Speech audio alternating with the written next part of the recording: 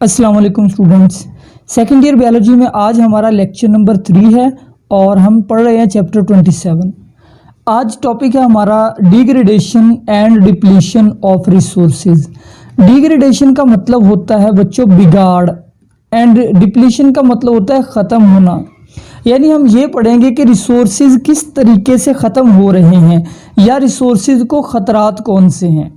देखिए, जो natural resources हैं, जो अल्लाह ताला ने हमें वसाइल दिए हैं, उनके अंदर सॉइल है, वाटर है, एयर है, फिर फॉसल फ्यूल्स यानी कि कोल, गैस और पेट्रोलियम है, एंड कुछ जो दूसरे लिविंग ऑर्गेनिज्म है वो भी एक रिसोर्स है। हमें उनकी भी ज़रूरत होती है, दूसरे जानदारों की, दूसरे पौधों की भी। तो इन सब रिसोर्सेज को ख़तरात कौन से है, मैंने हेडिंग्स बना दी है, आप भी पॉइंट बना के या हेडिंग बना के लिख सकते हैं। पहला खतरा over fishing and over hunting. बहुत सारे मुल्क ऐसे होते हैं जब या बहुत सारे इलाके ऐसे होते हैं कि वो ज़्यादातर जो खुराक उनकी होती है वो हंटिंग होती है, यानी वो जानदारों का शिकार करते हैं, या उनकी खुराक होती है फ़िश।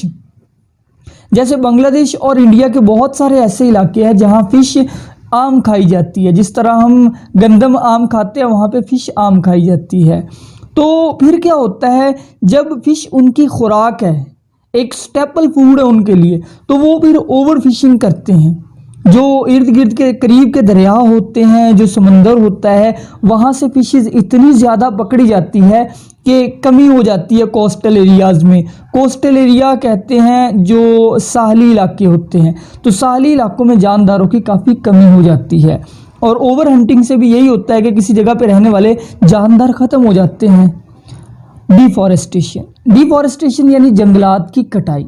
इसके अंदर क्या किया जाता है, इसकी डेफिनेशन तो यही है कि cutting down natural forest.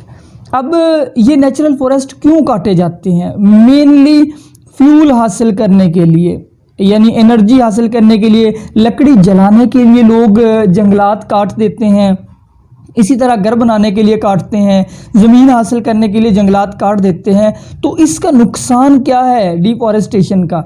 Deforestation का सबसे बड़ा नुकसान है हैबिटेट लॉस। अब हैबिटेट लॉस क्या है? हैबिटेट लॉस है मस्कन की तबाही, यानी जंगलात में बहुत सारे जानदार रहते हैं। जब हमने जंगलात काट दिया, मतलब उन जानदारों के घर तबाह कर दिए, अब वो भी मर जाएंगे, उनको रहने की जगह नहीं मिलेगी। तो ये एक नुकसान है नेचुरल रिसोर्स का। नेक्स्ट डिग्रेडेशन है ओवर पॉपुलेशन। जब आबादी इंसान की बढ़ती है, एक बात याद रखें कि जो हमारी ज़मीन है ना, हमारी ज़मीन के 3 हिस्से पानी है, यानी ये जो एरिया है ये ज़्यादातर ये पानी है, और खुश्की जो है ये सिर्फ 30% है। पूरी ज़मीन के 30% एरिया पर लैंड है। इंसान एक लैंड एनिमल है, इसने ज़मीन पे रहना होता है।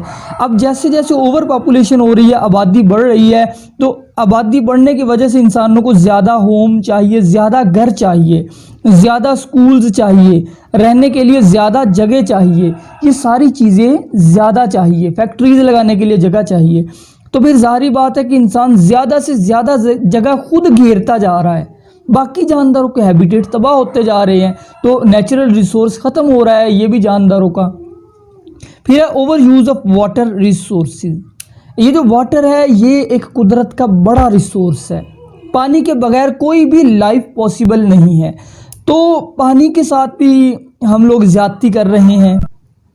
वैसे तो अल्लाह ताला ने एक कुदरती सिलसिला बनाया है कि जो वाटर लॉस्ट होता है, यानी यूज़ कर लेते हैं इंसान, या पानी जो है वो बह जाता है या नालियों के अंदर चला जाता है, उसके बदले में बारिश का पानी और आ जाता है। और कुदरत ने यानी नेचर ने रिसाइकल किया है वाटर को।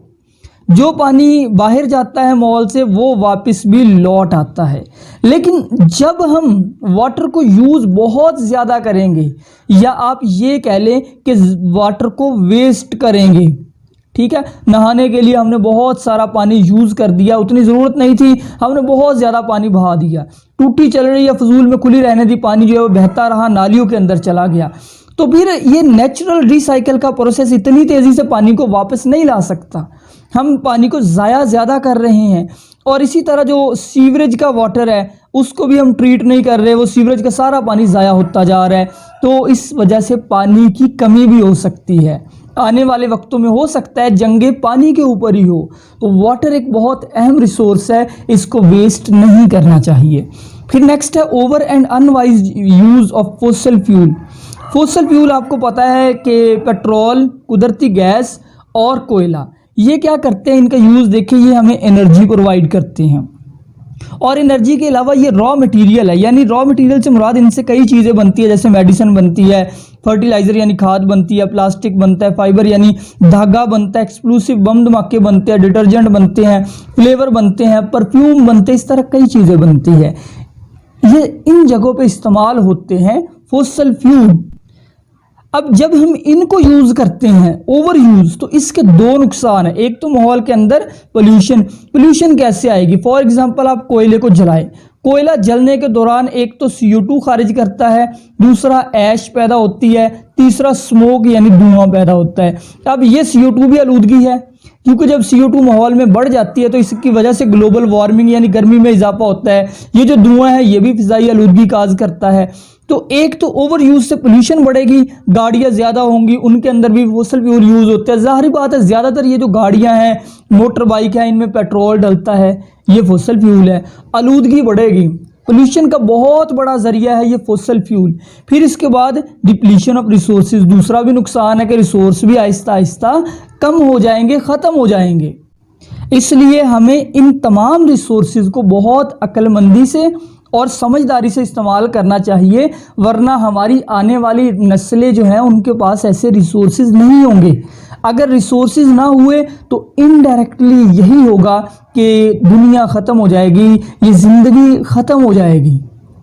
बाकी जानदारों को इंसान की ज़रूरत नहीं है, इंसान को बाकी जानदारों की ज़रूरत है। ये बात मेरी याद रख ले कि हमें ज़रूरत है बाकी जानदारों की, तो इसलिए हमें रिसोर्सेज के साथ इंसाफ करना चाहिए। वैसे भी रिसोर्सेज का हिसाब लिया जाएगा कि किसने कितने रिसोर्सेज खर्च किए। नेक्स्ट टॉपिक है मॉडिफिकेशन ऑफ एनवायरनमेंट। बहुत आसान है लेकिन ये लॉन्ग क्वेश्चन के तौर पे यूजुअली आता है। अब मॉडिफिकेशन का मतलब होता है चेंज, यानी माहौल के अंदर क्या चेंज आई है। एक्चुअली इस टॉपिक में आपने ये बताना है कि पास्ट के एनवायरनमेंट में और अब के एनवायरनमेंट में तब्दीलियाँ क्या आई है। पहली तब्दीली देखें, simple life in past. Past के अंदर जो इंसान था उसकी एनर्जी रिक्वायरमेंट बहुत कम थी, ज़्यादातर उसकी एनर्जी रिक्वायरमेंट ये सनलाइट ही थी, इससे पूरी हो जाती थी। और आज का जो इंसान है वो बहुत ज़्यादा एनर्जी डिपेंडेंट हो चुका है। वो किस तरीके से, आज इंसानों के पास ये सारी चीज़ें मौजूद है, मोबाइल, टीवी, ठीक है, और फिर लैपटॉप, कंप्यूटर वगैरह, ये चीज़ें पहले तो नहीं थी हुआ करती। तो पहले इंसान की एनर्जी रिक्वायरमेंट थी ही नहीं या बहुत कम थी, और अब एनर्जी रिक्वायरमेंट बहुत बढ़ चुकी है।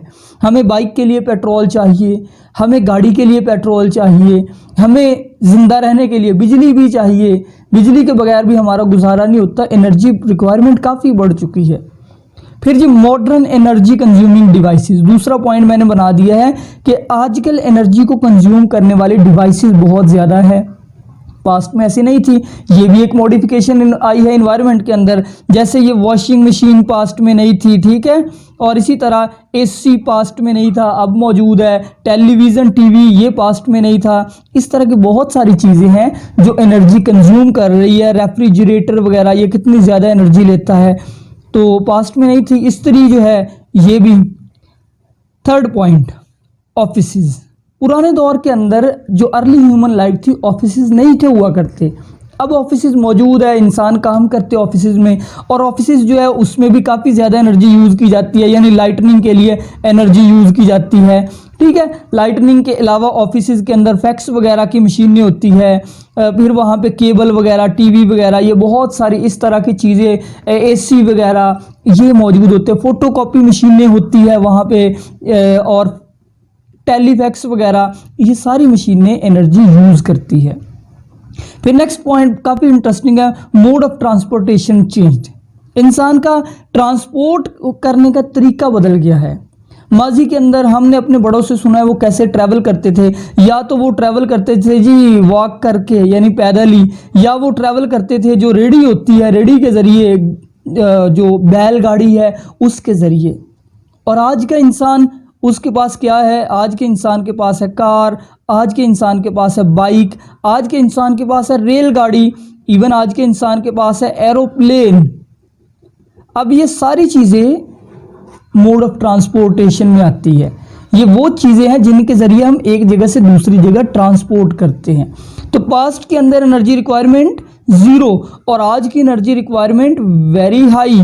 सो इस वजह से भी रिसोर्सेज के ऊपर एक बोझ पड़ रहा है। फिर ये आखिरी पॉइंट है, इंडस्ट्रीज एस्टेब्लिश्ड।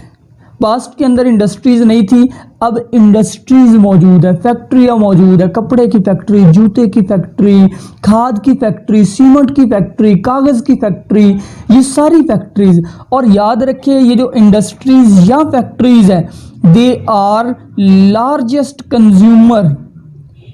कंज्यूमर का मतलब होता है खर्च करने वाले। ये एनर्जी के सबसे बड़े कंज्यूमर है, सबसे ज़्यादा एनर्जी यही यूज़ करते हैं इंडस्ट्रीज़ ही। तो इस टॉपिक को लॉन्ग के तौर पे आप याद करेंगे, बाकी शॉर्ट क्वेश्चन ही है। अगर कोई बन रहा है, टॉपिक कंप्लीट हुआ। अल्लाह हाफिज़।